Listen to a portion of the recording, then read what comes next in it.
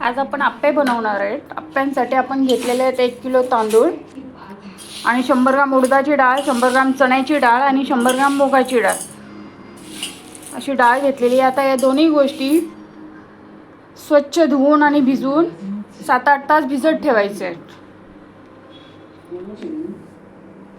करायला घेऊयात। आप्प्यासाठी डाळ तांदूळ भिजत घातले होते ना सकाळी, ते रात्री वाटून घेतले मिक्सरला आणि रात्रभर फर्मेट करायला ठेवले। आता फर्मेट झाल्यानंतर त्यामध्ये एक मोठा कांदा, कोथिंबीर आणि मीठ घातले आणि ते मीठ घालून मिक्स केलेलं। आता त्याचे आपण आप्पे करायला घेऊयात। आप्पे पात्र तापायला ठेवलेले आहे, त्यात तेल टाकूया। आपण त्यामध्ये आता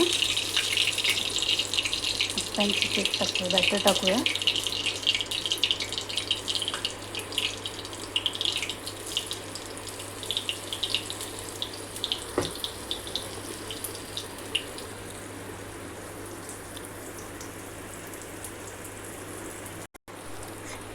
एक साईडने भाजले का मग पलटी करायचे।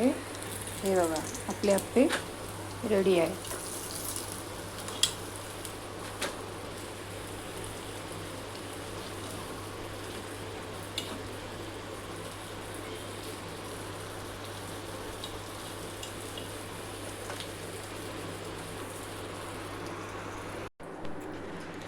चला तर मग आपण आता आप्प्यांसाठी चटणी तयार करायला घेऊयात।